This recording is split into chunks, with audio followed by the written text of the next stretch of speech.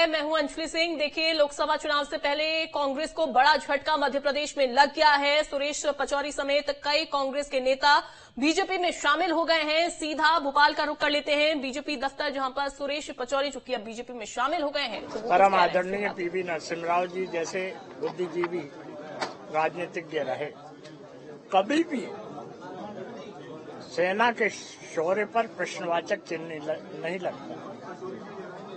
मैं जब defence protection minister था तो तीनों सर्विसेज चीफ की इन कॉन्फिडेंस मीटिंग होती थी। उसमें देश की डिफेंस प्रिपेयर्डनेस पर निर्णय लिए जाते थे और वो गुप्त रहते थे। अगर यही सब बातें उजागर की जाएं तो जो हमारे पड़ोसी देश हैं उनको ये जानकारी मिलेगी तो वो उसकी तैयारी कर लेते हैं।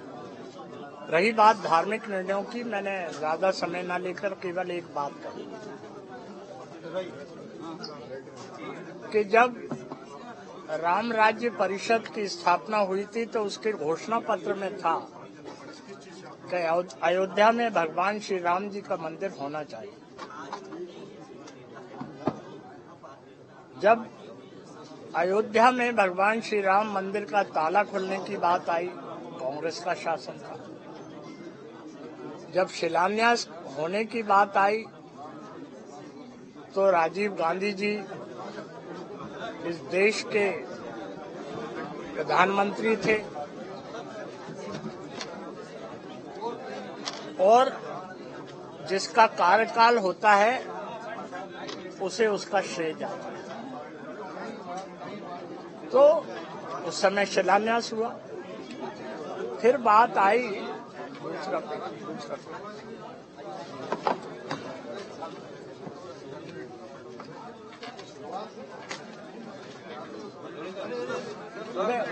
बस ये नहीं है। मैं बता उसको देख लो, चिट्ठी को है, मैं आपको दे। अरे यार है, क्या कारण है? कोई कारण नहीं है। इन दिनों जो राजनीतिक फैसले हो रहे हैं देश की सुरक्षा से संबंधित। तो कैलाश मिश्रा भी बीजेपी में देखिए शामिल हो गए हैं। ये तस्वीरें लगातार आपको दिखा रहे थे और हालांकि सुरेश पचौरी ने यह भी बताया कि आखिरकार वो कांग्रेस छोड़कर बीजेपी में शामिल क्यों हुए हैं। संदीप भमरकर हमारे साथ जुड़ गए हैं। संदीप, तमाम बड़े चेहरे जो कि कांग्रेस छोड़कर बीजेपी में शामिल हो रहे हैं, ज्योतिरादित्य सिंधिया से शुरुआत हुई। अब देखिए 2024 में लोकसभा चुनाव से पहले सुरेश पचौरी समेत तमाम बड़े चेहरे जिन्होंने कांग्रेस छोड़ दी। सबसे पहले तो ये समझना चाहेंगे कि कांग्रेस का अस्तित्व इस समय मध्य प्रदेश में, और दूसरा ये जो कि सुरेश पचौरी ने भी जिक्र किया कि कहीं ना कहीं कांग्रेस ऐसी बातें बोलती हुई आ रही थी, ऐसे बयान देती हुई आ रही थी जिसका कहीं ना कहीं असर बाकी सभी लोगों पर पड़ता है और उन्हीं सब रीति नीति से प्रभावित, उन्हीं नीति रीति से नाराज होकर उनको छोड़कर बीजेपी ज्वाइन कर ली जाती है। अक्सर नेता ऐसा करते हैं। यहाँ मामला थोड़ा सा अलग नजर आता है। और जब आपने कांग्रेस की बात की है तो मैं आपको समझा दूं कि छत्तीसगढ़ के गठन के बाद में जो मध्य प्रदेश कांग्रेस की सियासत है उसके 4 प्रमुख स्तंभ रहे हैं। उन्हीं को देखते हुए कांग्रेस आगे बढ़ी है। पहला सिंधिया गुट, दूसरा दिग्विजय सिंह का गुट, अर्जुन सिंह का गुट भी यही था, तीसरा कमलनाथ का गुट और चौथा सुरेश पचौरी का। इन 4 गुटों के इर्द गिर्द ही कांग्रेस की सियासत घूमा करती थी। सिंधिया बीजेपी में चले गए, अब सुरेश पचौरी चले गए। अंदाज लगा लीजिए कांग्रेस कहाँ खड़ी हुई है। कांग्रेस आधी हो चुकी है और जो मौजूदा परिदृश्य में देखें कि जो उसको ताकत देने वाले लोग हैं वो आधे हो चुके हैं।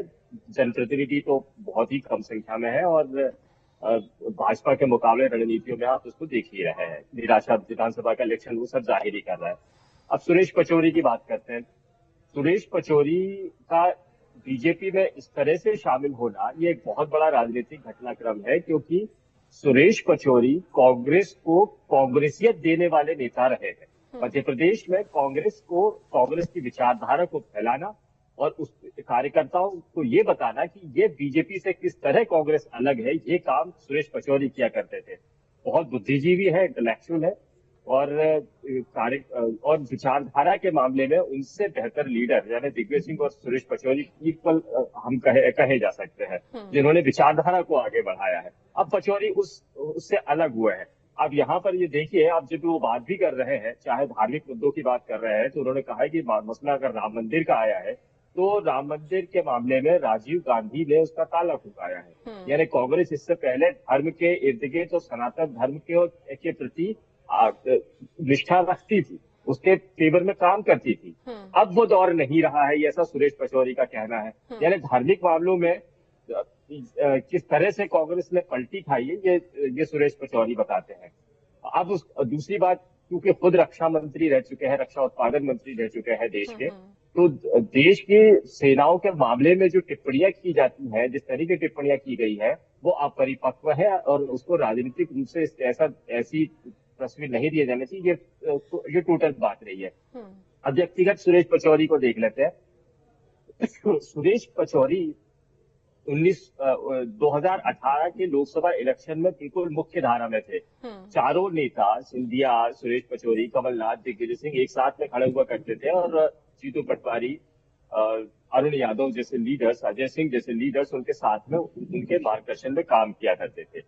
हमने ये देखा सिंधिया अलग हो गए, उसकी वजह उन्होंने बताई थी, उपेक्षा हो रही है और उनको उतना वजन नहीं दिया जा रहा है। और लगभग यही हालत सुरेश पचौरी की थी। सुरेश पचौरी से जो हमारी व्यक्तिगत बातें, मुलाकातें हुआ करती थी, तो उसमें कहीं ना कहीं ये दर्द नजर आ जाता था कि देखिए, मनमुटाव और कांग्रेस से उचाट होने की जो भावना है, ये उसी वक्त में आ गई थी जब कमलनाथ ने अपने पहली कैबिनेट का गठन किया था। इससे दोनों खेमों को, यानी सिंधिया के साथ में सुरेश पचौरी को भी लगने लगा था कि उनके जो खेमे हैं उसमें उसको शायद उतनी तवज्जो नहीं मिलेगी और पावर कुछ और लोगों के हाथ में रहेगा। सुरेश पचौरी और सिंधिया चाहकर भी उतना कुछ नहीं कर पा रहे थे जो होना चाहिए था। तो पचौरी तो उसी वक्त से उनका मन उचाट होने लगा था, लेकिन इसके बावजूद आप ये देखिए कि दिग्विजय सिंह और कमलनाथ ही मुख्य धारा में नजर आते थे सिंधिया के जाने के बाद भी। सुरेश पचौरी हर रणनीति का हिस्सा होने के साथ, हर बैठक का हिस्सा होने के साथ भी वो खुलकर न कभी कांग्रेस की तरफ से सामने लाए गए, न उनको किसी प्रमुख समिति में लिया गया, न उनको उतना एक्टिव किया गया, बल्कि सुरेश पचौरी पूरे मन से कांग्रेस। ठीक है, आपके पास लौटूंगी मैं। आपके पास ये कुछ तस्वीरें जो हैं वो बीजेपी दफ्तर से सामने आ रही हैं। अतुल कुछ कह रहे हैं, हमारे सहयोगी वहां से जुड़े हुए हैं। चलिए दोबारा से लौटेंगे। संदीप जी, जिसका आप जिक्र कर रहे थे कि चूंकि एक चीज यहां पर मैं आपसे समझना चाहूंगी, आपने जिक्र भी किया कि पहले के समय में जो कांग्रेस जिस तरीके से राजनीति करती थी, वो राजनीति शायद अब कहीं उतनी नहीं दिखाई दे रही है। बीजेपी शायद ऐसा है कि फ्रंट फुट पर आकर राजनीति कर रही है और कांग्रेस अब बीजेपी जिस तरीके से राजनीति कर रही है, कांग्रेस बैकफुट पर आ गई है। ऐसा है क्या, जिस तरीके से बयान दिए जा रहे हैं, या फिर गांधी परिवार के क्या इर्द गिर्द वो जो राजनीति है वो सिमटती जा रही है? सिर्फ क्या कुछ मुख्य चेहरों पर ही ध्यान दिया जा रहा है, जिसमें प्रियंका गांधी हैं, जिन पर सोनिया गांधी हैं, या फिर जिसमें राहुल गांधी हैं? ये सब साथ लेकर कांग्रेस को चल नहीं रहे हैं, या फिर साथ लेकर चलना चाहिए था, वैसा हो नहीं रहा है? देखिए, सुरेश पचौरी और सिंधिया की बातों से तो ऐसा लगता है कि जो काम किया जाना चाहिए, जिन लोगों को साधना चाहिए, जिनसे राय मशविरा लिया जाना चाहिए, शायद उस तरह की राय मशविरा उनसे नहीं लिया जा रहा है। और ऐसे नेता अपने आप को पार्टी में हाशिए पर समझ रहे हैं और ऐसे में उनको विकल्प चुनना स्वाभाविक है। राजनीति में है, जहां मुख्य धारा में काम करने को मिलेगा वही काम किया जा सकता है। सिंधिया बीजेपी के मुख्य धारा में आ चुके हैं। सुरेश पचौरी के मामले में ये कहा जा सकता है कि अभी उनका फ्यूचर अभी शायद डिसाइड होना है, क्योंकि कमरा बंद बैठक हुई है और सुरेश पचौरी वो लीडर नहीं है जो केवल फौरी तौर पर बीजेपी में चले गए। उनकी सीनियर लीडर से भी मुलाकात, बातें हुई होंगी, दिल्ली में उनकी बातें हुई होंगी, उसके बाद में उन्होंने इस तरह का फैसला लिया है। तो पचौरी की भूमिका क्या होगी, वो किस भूमिका में काम करेंगे, ये देखने वाली बात होगी। पचौरी अकेले नहीं है, देखिए पचौरी पूरा खेमा है और इस खेमे का जो पहला असर है, जो पचौरी के इर्द गिर्द, आप उनके इर्द गिर्द देखिए, ये अर्जुन पलिया, सत्यपाल सिंह पलिया होशंगाबाद में पिपरिया और सोहागपुर इलाके से टिकट की दावेदारी करते रहे, और अर्जुन पलिया तो सोहागपुर से विधायक भी रहे हैं, कांग्रेस समाजवादी पार्टी के विधायक रहे और पचौरी खेमे के कहे जाते हैं। ये अभी उनके साथ में है। गजेंद्र सिंह राजू खेड़ी उनके साथ में नजर आ रहे हैं। बिल्कुल, और अब बिल्कुल, दूसरा और इसका असर देखिए वाकई में पड़ने वाला है।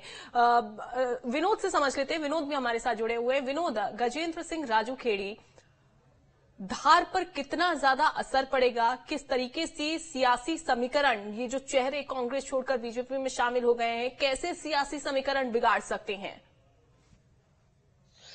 देखिए, गजेंद्र सिंह राजू खेड़ी धार से सांसद रहे हैं, और सिर्फ सांसद ही नहीं बल्कि कांग्रेस का एक बड़ा चेहरा वो माने जाती रही। हालांकि पार्टी में उनकी अनदेखी की लगातार चर्चा रही। इससे पहले उन्होंने इस्तीफा भी दिया था, कमलनाथ को चिट्ठी लिखी थी, लेकिन बाद में जब चिट्ठी का जवाब उन्होंने इस्तीफा वापस लेने वाली चिट्ठी लिखी तो उसमें लिखा कि आपके मार्गदर्शन में हम काम करते रहेंगे, और अपना इस्तीफा वापस ले रहे हैं। तो कहीं ना कहीं देखिए, कमलनाथ को एक तरह से कांग्रेस पार्टी में अभी साइड लाइन के नेता के तौर पे देखा जा रहा है, और उसकी वजह शायद राजू खेड़ी को ये लग रही होगी कि अब कमलनाथ को हो सकता है भविष्य में कोई बड़ी जिम्मेदारी कांग्रेस पार्टी में न मिले, भले ही वो कांग्रेस पार्टी में नेता रहे। तो कहीं ना कहीं हर नेता अपना भविष्य तलाश करता है, और राजू खेड़ी को भी ये लग रहा होगा कि कांग्रेस पार्टी में अब जब उनके नेता और पार्टी में उनको तवज्जो नहीं मिल रही है तो बीजेपी में जाना ही उचित होगा। ये पूरी की पूरी टीम ये कहिए कि कांग्रेस पार्टी की एक ऐसी टीम थी जो अपने अपने क्षेत्र में मजबूत। अब देखिए, कोई कांग्रेस पार्टी का कार्यकर्ता सांसद बन जाए किसी लोकसभा सीट से, तो वो अपने आप में उसकी बड़ी उपलब्धि होती है। उसके अपने कार्य, जनता के बीच उसका चेहरा और उसका व्यवहार, ये बहुत कुछ मायने रखते हैं। उसके साथ एक कार्यकर्ताओं की बड़ी टीम होती है, तो निश्चित तौर पर नुकसान तो होगा ही। लेकिन सुरेश पचौरी का जहां तक सवाल है, सुरेश पचौरी न केवल मध्य प्रदेश के बल्कि देश के कांग्रेस नेताओं के एक बड़ा चेहरा थे। सुरेश पचौरी केवल एक कांग्रेस के नेता नहीं बल्कि विचार और प्रशिक्षण थे। ये कांग्रेस कार्यकर्ताओं को तैयार करते थे, चूंकि सेवा दल के अध्यक्ष रहे हैं, और सेवा दल मतलब कांग्रेस की रीढ़ की हड्डी, कांग्रेस की बैकबोन, जो कांग्रेस के विचार के लिए काम करता है, जो कांग्रेस के कार्यकर्ताओं में, कांग्रेस गया जो ये दावा करता था कि उनकी रक्त में, विचार में, स्वभाव में कांग्रेस पार्टी रची बसी है। तो फिर आप सोचिए कि पार्टी को झटका तो निश्चित तौर पर लगेगा ही, क्योंकि सुरेश पचौरी, जैसा कि हमारे सहयोगी संदीप भमरकर बता रहे थे कि उनका एक अलग खेमा हुआ करता था। निश्चित तौर पर हमने भी देखा है, ग्वालियर में अगर बात करें तो अशोक शर्मा सुरेश पचौरी की टीम के थे, जो ज्योतिरादित्य सिंधिया के साथ चले गए। अभी भी प्रवीण पाठक ने विधानसभा में एक भाषण दिया था सदन में, और ये कहा था कि मेरे नेता कमलनाथ और सुरेश पचौरी हैं। तीसरे नेता का उन्होंने नाम नहीं लिया। तो दोनों ही नेता इस समय एक तरह से एक बीजेपी में चले गए। एक साइड लाइन जिले के एक बड़े नेता राकेश चौधरी, जो बीजेपी में आए फिर कांग्रेस में चले गए, कांग्रेस के पहले मंत्री रहे, सुरेश पचौरी खेमे के माने जाते रहे। इससे पहले सत्यदेव कटारे, जो नेता प्रतिपक्ष रहे, भिंड के अटेर से विधायक बने, प्रदेश सरकार में मंत्री रहे, वो भी सुरेश पचौरी खेमे के थे, वो भी उनके बढ़ाए हुए नेता थे। अब हेमंत कटारे उनके बेटे उप नेता है, सदन में कांग्रेस पार्टी में है। तो कहीं ना कहीं देखिए, हर जिले में सुरेश पचौरी की एक टीम गठित थी, और एक बड़े सशक्त नेता कांग्रेस पार्टी में माने जाते थे। हालांकि कुछ सालों से उनको जिम्मेदारी नहीं मिली तो पार्टी छोड़ के चले गए। लेकिन जिम्मेदारी भी अगर कांग्रेस के नजरिए से देखिए तो बहुत बड़ी जिम्मेदारियां सुरेश पचौरी को मिलती रही हैं। 4 बार राज्यसभा सांसद बनाना, 2 बार केंद्रीय मंत्री बनाना, प्रदेश अध्यक्ष बनाना, लेकिन किसी नेता को बड़ी जिम्मेदारी ही मानी जाती है। बिल्कुल, बिल्कुल सही कहा आपने। लेकिन संदीप, जिस जिम्मेदारी का जिक्र किया जा रहा है कि उनको साइडलाइन किया जा रहा था, उनकी सुनी नहीं जा रही थी, और अक्सर ऐसा ही होता है जब एक पार्टी से छोड़कर दूसरी पार्टी में नेता जब पहुंचते हैं तो वो अक्सर ऐसा ही बयान देते हैं कि हमारी सुनी नहीं जा रही थी, और यही वजह रही कि हम दूसरी पार्टी से प्रभावित होकर, उसकी रीति नीति से प्रभावित होकर हम इस पार्टी में आ गए हैं।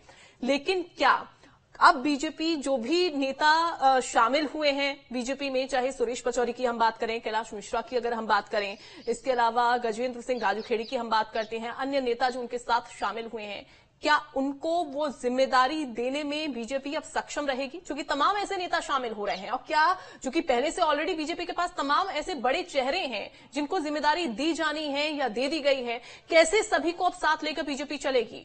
बीजेपी का कुनबा बड़ा हो रहा है, परिवार बड़ा हो रहा है, सभी को एकजुट होकर चलना, सभी को साथ लेकर चलना बीजेपी के लिए क्या ये मुश्किल साबित हो सकता है? उनको क्या जिम्मेदारी दी जाएगी, ये तो पार्टी में किसी भी लीडर ने उनके साथ में इस तरह की कोई डील नहीं की होगी, ना सुरेश पचौरी इस तरह की कोई डील करेंगे। क्या जिम्मेदारी दी जाएगी, ये सुरेश पचौरी को खुद ही साबित करना होगा। और पार्टी उनके अनुभवों का इस्तेमाल किस तरह से करे, ये भी बीजेपी को ही देखना होगा। लेकिन फिलहाल ऐसी कोई डील हुई है ऐसा मुश्किल लगता है। लेकिन चूंकि बीजेपी अब उम्मीदवारी की ही बात करे तो लोकसभा सीटों पर भोपाल से और होशंगाबाद से जो सुरेश पचौरी के अपने क्षेत्र रहे हैं, यहाँ पर लोकसभा के टिकट दे चुकी है। तो सुरेश पचौरी यहाँ टिकट बीजेपी बदलेगी नहीं। दूसरी क्या जिम्मेदारी हो सकती है वो तय किया सकता है। देखिए, कोई भी नेता पार्टी तब छोड़ता है या तो उसको कोई एक अहम जिम्मेदारी मिल गई हो या दूसरी उपेक्षा उसकी पार्टी में इतनी हो रही हो कि वो सांस लेना भी मुश्किल हो रहा हो उसके लिए। पहली परिस्थिति तो नजर नहीं आती टिकट बदलने की, का जो नेचर है वो अब नहीं। आप अपनी बात पूरी करिएगा, रोकूंगी आपको मैं बीच में। इसी बीच एक बड़ी खबर